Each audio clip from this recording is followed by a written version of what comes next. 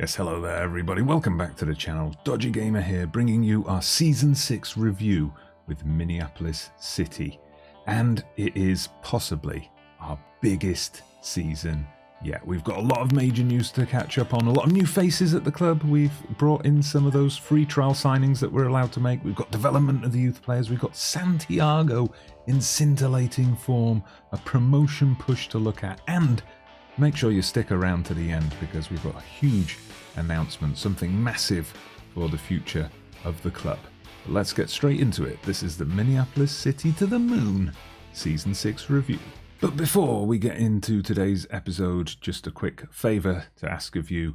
If you're into this kind of content, if you're into our season reviews and our journey with Minneapolis City, make sure you hit that like button on this video, subscribe to the channel, get the bell on for notifications if you haven't done those already, all that kind of stuff. Of course, helps the channel, helps the videos get noticed and picked up and recommended by YouTube and the much vaunted algorithm, so thanks in advance. But yeah, we jumped in here on September the 1st for a couple of reasons. One is to look at the transfer window, and the other is to look at our early season form, which has been out of this world. Okay, starting with the transfers, not a lot to report on the surface. A couple of players here from the youth teams who've been released. We've also got, if we look at the future transfers, another youngster with El Salvadorian second nationality who is going to his other homeland to join a club there. So, yeah, those weren't first teamers though, so it's not that big a deal. Now, one signing we're trying to make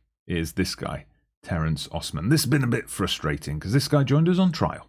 He's formerly of Minnesota United, been released by them, having played for their academy team in League 2, so he's got some higher level experience. He's looked good on trial, in training. We have made a contract offer, but it's been sat in his agent's lap for more than a week now, and they haven't got back to us to say we want to sign, and the transfer window and squad registration deadlines have just passed. So even if he comes back to us now and says, yeah, I'm in, we can't play him in the league until the next registration window in January, which is incredibly frustrating.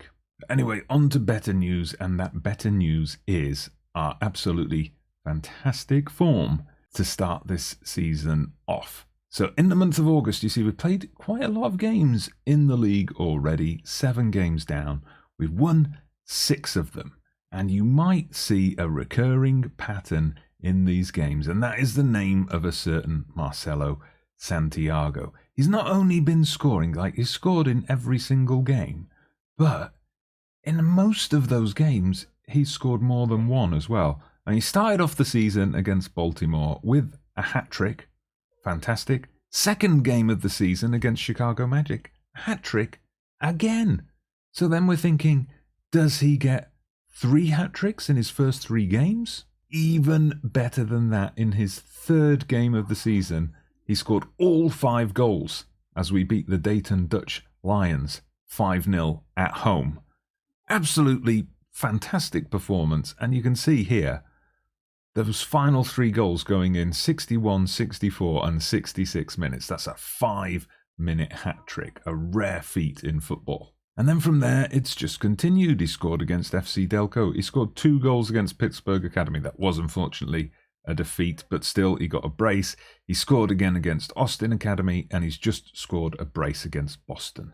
So that means our guy Marcelo Santiago, after 7 games of the season, is on 17 goals scored. Like, he's already scored a third of his total from the whole of last season, which is incredible. So at this point, we have to ask ourselves, how many goals can this guy score this season? Now, obviously, this kind of rate of scoring is unlikely to keep that going across an entire season. There's bound to be some games when he doesn't score and things like that. But what do you think? How many goals is he going to score? At this point, just pause the video, go down to the comments, leave a prediction. How many goals do you think Marcelo Santiago is going to score this season? League and Cup, just across all competitions, How many goals do you expect him to score? Now, I'm jumping back here in late November with this particular match. This is against a team called Tuberones FC. If you're wondering who they are, they're from a completely different division. There are a couple of divisions below us. We've just played them in a cup game in the second round of the US Open Cup. And this is huge for us because we beat them. Now, we got lucky. They were the lowest ranked team left in the competition, but we beat them. That puts us through to the third round and a potential massive clash because that's where the big Premier League and Championship teams come in. So if you want to know what's happened there, well, I am going to be recording a Cup special episode. You may have seen that on the channel already. If you have, there'll be a link up here somewhere. Go and check that out if you want the details of what happened in our Cup run. See Santiago got on the score sheet again here. You can see Terence Osman is here, so he did sign for the club. We're still waiting to register him for the league, of course, but he's playing in the Cup game. So go and check out that other episode to see how we did in the Cup if you haven't done so already. But for now, we're going to fast forward to Youth Intake Day.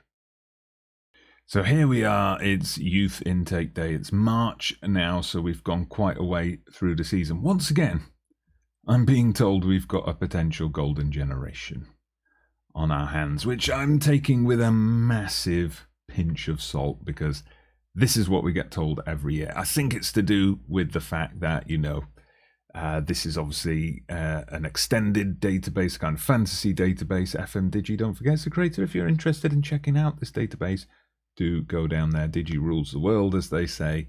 And the link to his database is down in the description. So I think the fact that we're at quite a low level means, even players with what in the grand scheme of things is low potential are seen as potentially very good players for the level we're currently at, this kind of semi-professional American sixth tier, which is, pretty low down. But anyway, interesting this time we've got a Japanese player who's been picked out as the one to watch. So this is Hayato Miyamoto, central midfielder. Doesn't really look anything special, to be honest. I mean, we've got some promising mental stats with teamwork and determination. On the physical side, good natural fitness, which we always like to see, but pace, stamina, strength, they're just not there. Probably, we'd want to see him in double digits for things like passing and tackling if we want to use him as an effective central midfielder. So I'm not fully sold on this one. And just looking down the list, although this is being called a golden generation, the fact is in previous years we've had 3 or 4 players with 4.5, 5-star potential.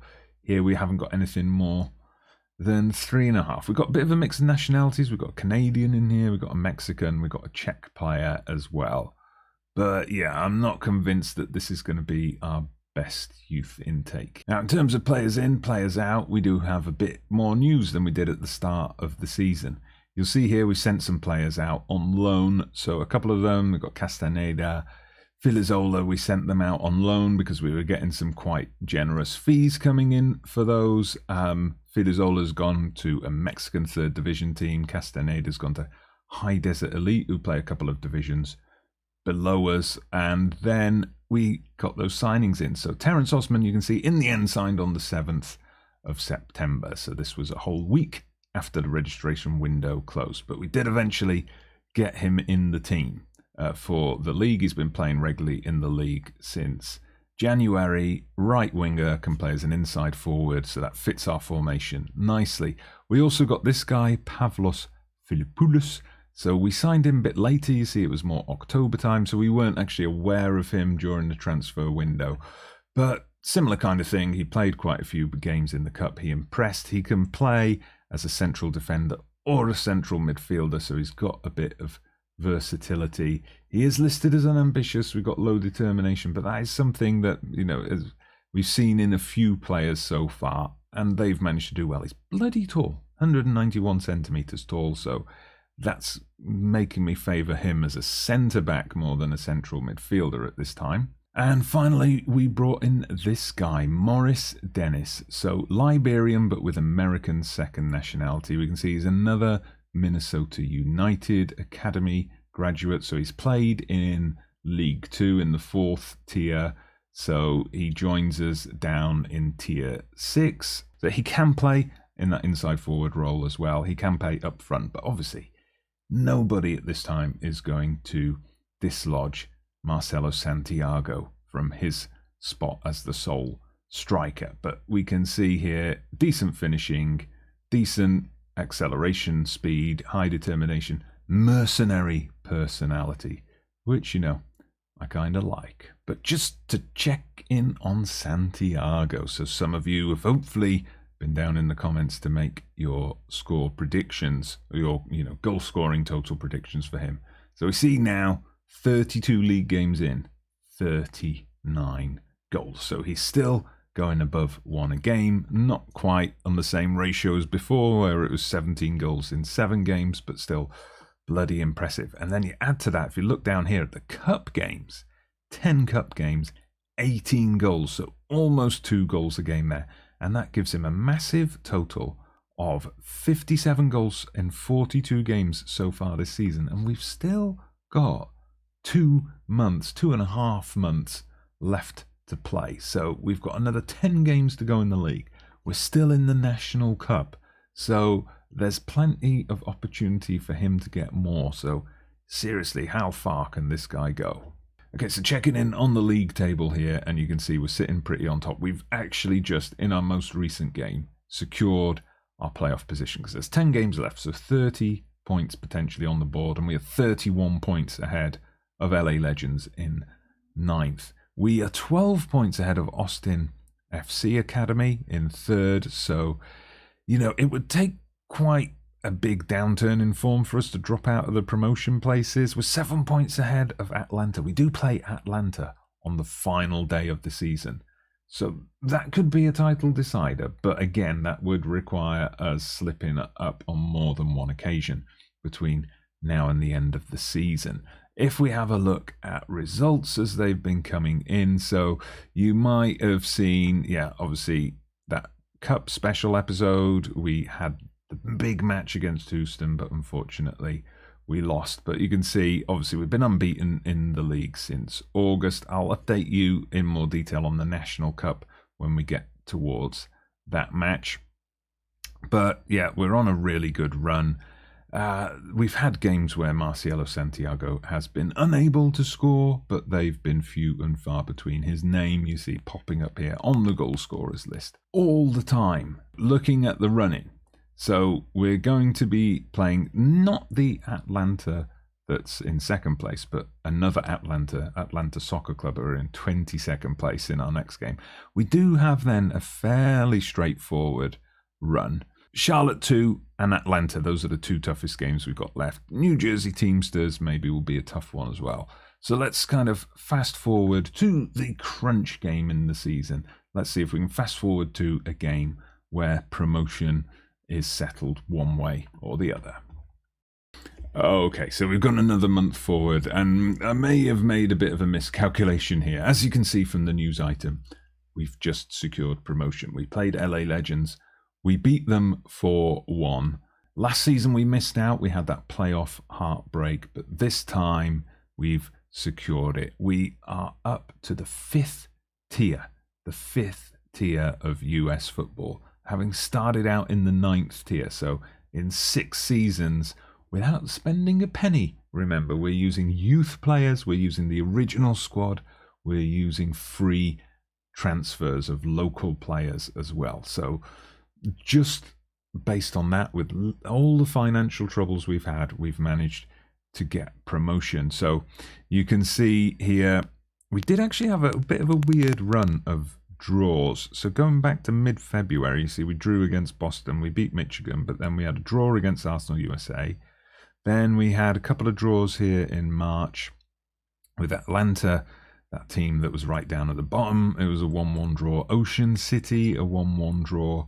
So yeah, it was a bit weird, an unusually high number of draws in that run through February and March, but no problem, because, you know, we weren't losing, we were still getting points on the board, and the teams behind us kept dropping points. So yeah, what's happened here is we see we're 12 points ahead of Boston. There's 4 games to play, but we've played Boston twice and we've beaten them, so we have the head-to-head advantage. So there's no way, even if we go and lose everything from here and they win everything, they can't pass us. So now it comes down to, can we secure the title?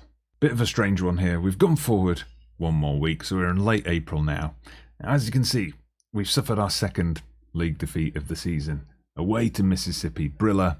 We went 2 down, Santiago scored, but we just couldn't get back into the game. And I was thinking, we are so close to being crowned champions.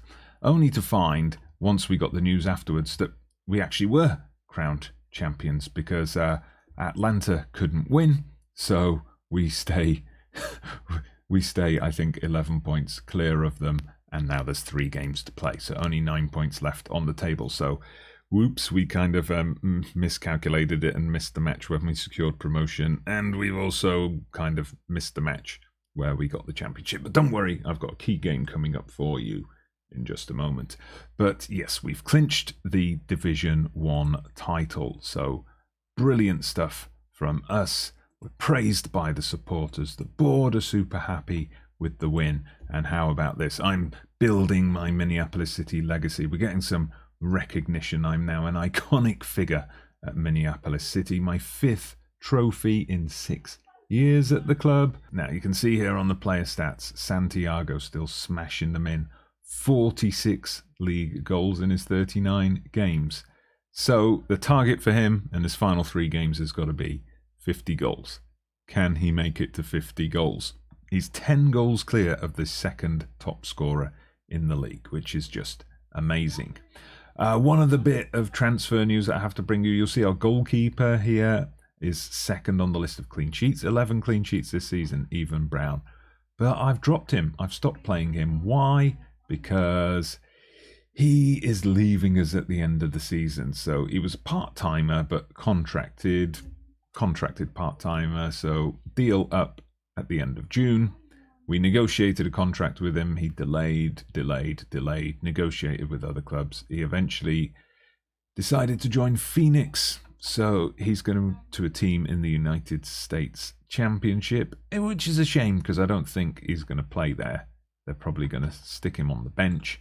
If he'd stuck with us, he would have been playing every week. But, well, you know, we've got a lot of younger goalkeepers in the squad, so we will, we'll just be giving one of those a chance. But now we're going to move on to the Cup, the National Cup. So this is kind of an equivalent of the FA Trophy in the United Kingdom. So a cup competition held for teams in the 5th and 6th tier. So you see, we started out with Reno, who are in the division above us. Beat them 3-0. It was a Santiago hat-trick. Then Indiana Academy, who, let me check, yeah, they are also in the division above us. So we saw them off 2-1. So this is really, boding well for next season, that we're going to be up in the division with these guys, and we've been beating them in the cup already. Westchester, in our own division, we beat them 4-0. Santiago, just destroying them. We then went to South Carolina, who are actually the division below us. So the division we were promoted out of last season, 3-0 win, quite comfortable. Ocean City in the semi-final from our own division. Who else but Santiago scored the goal to take us past them? So we now get to the final with Colorado Academy, and that's our feature live comm coming up in just a moment. So we may have missed the game where we secured promotion, the game where we secured the title, but one game we definitely won't miss is the National Cup final. So we're going to do that as our featured game in this season review episode. It's us against Colorado Academy. So just as a reminder, Colorado Academy in the US National Premier. So they haven't quite finished their season yet. They've already guaranteed their playoff spot. But, we've beaten Reno already. Reno just a couple of places behind them. So, we could pull off an upset here. So this is how we line up for the big game. Torres in goal, Even Brown. He wants to leave. Fine. Sit on the bench until it's time for you to go. Philopoulos and Barry as centre-backs Healy and Herrera. So we've got Barry's the only original player left. The others are all ones who've come through our youth system. Then we've got, well, apart from Philopolis, who we signed. Then we've got Smith, Silva, Andrews in the centre of the park, Kidd and Terence Osman on the wings, Santiago up front, who, you know, is so close to 20 goals across all his cup appearances this season. Hopefully he'll get there. So here we are at the huge AT&T Stadium, which is a bit light on fans today, but doesn't matter. We are going to make some noise as the Crows. Here we come with an early advanced move. Osman gets it. Patient build up here. Andrews back to Osman. Osman's hit the post. Oh, inside a minute. There are the fans. Inside a minute, we almost take the lead. A positive start, hopefully, one we can build on. Okay, up to the half-hour mark now, and it's Colorado with the ball again. So we had that bright start, that early chance, but we haven't really been able to build on that. We haven't been able to get any other decent positions, not that we've seen in highlights, but maybe that's going to change now as Andrews wins the ball. He's got Santiago ahead of him. Santiago straight offside. Andrews goes for the shot, but it's straight at the keeper. All right, then goal kick for our opponents. Let's get a Minneapolis head on this, but no, it's Colorado coming forward. They get the cross in. The shot's blocked. Well played. Good positioning from the defence. Terence Osman now. End-to-end stuff in the highlights that we are seeing. Unfortunately, Osman gets dispossessed on his run forward. Highlight continues. They go for a long ball over the top. Herrera now coming down the left. Gets it in. Barry, nice, solid defensive work. The danger's not over yet, though, and Leonard gets it in. Torres, bit of a question mark over him. He seemed to get a touch, but couldn't keep it out. We are 1-0 down, and suddenly we find ourselves chasing this game, this cup trophy. Come on, Minneapolis, we can do this. But here we go, another chance for Colorado before halftime. We would definitely not want to concede a second now, but we have anyway. Well, that certainly makes our job much more difficult. I mean, 1-0 at half-time. We could have done something about that, tried to turn it around, but 2-0. Oof, that makes it difficult. Still, I don't have that Steam achievement yet, the one for the coming back from 2-0 down at half-time. No time like the present. Right, so we're going to make a little change at half-time. Both my fullbacks, I've noticed, have been booked, and they are both feeling anxious. I'm only going to take one of them off, though. I'll take off Healy for San Roman. And, yeah, we'll keep Herrera on for now. We've got Barr on the bench if we need him. Santiago, he's really letting us down here. Nowhere near his best, so we'll give him an individualised demand more shout. And we've got tired legs out there as well. So I'm going to bring Dennis on for Osman. And Matt Silva's been poor today, so we're going to take him off, put on Ruiz Plaza instead, and I'll put him onto an attack role just to try and get something going. We'll save the panic button for the last 5 minutes. But now we're up to 90. There's only 2 minutes added on time. It's, in the end, disappointing. I mean, they were a division above us and, you know, challenging for promotion in that division as well, but still it was a bit of a damn squib performance from us. We started so well and so brightly, and it's as we are forced to watch the trophy celebrations from Colorado, it's so disappointing. Such a contrast to how we've played for the majority of the season, the Houston game aside, of course. We do get a nice little financial boost, though, that £38,000. So if we have a look at the finances, that's, again, we'd kind of just dipped into debt slightly, although nothing as bad as previously, but that puts us back, you know, a good £18,000 up. Although at least in the Cup review, we were labelled the biggest overachievers in our run to the final. Well, we'll get another crack at it next season, so maybe we can go one better.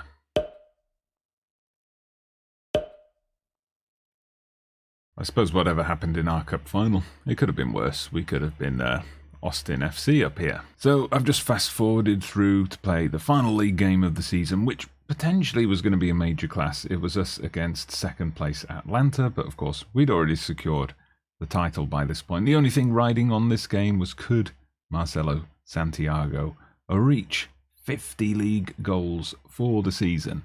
Well, he went into it on 48 and finished it on 48 as well. I guess players already mentally on holiday. We went down 2-0 to our fellow promotion party members. So a bit of a disappointing end to the season, back-to-back 2-0 defeats, but I guess the bulk of the work had already been done in this rich run of form throughout the season. Yeah, and I suppose, as they point out here, Atlanta, of course, secured that promotion with victory today. Dropping points could have seen them go into the playoff places, so I guess they just wanted it more than we did. All right, we've wound back the clock a little bit here, a couple of weeks to the time that we won promotion. And we clinched our place in the 5th tier for next season, because here we also got an extra piece of news, something that's going to be big, huge, massive for the future of this save, for the direction that Minneapolis City takes from here on out. And that is the news that came from the chairman, Dan Hoodman, that we have turned professional.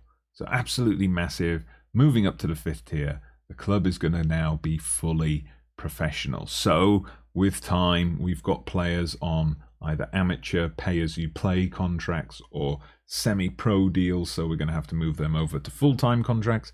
Same for the staff. So yeah, I've come back now to the end of the season, so everything's settled. I think the playoffs are still going on to decide the 3rd team to get promoted, but our league's over, cup's over.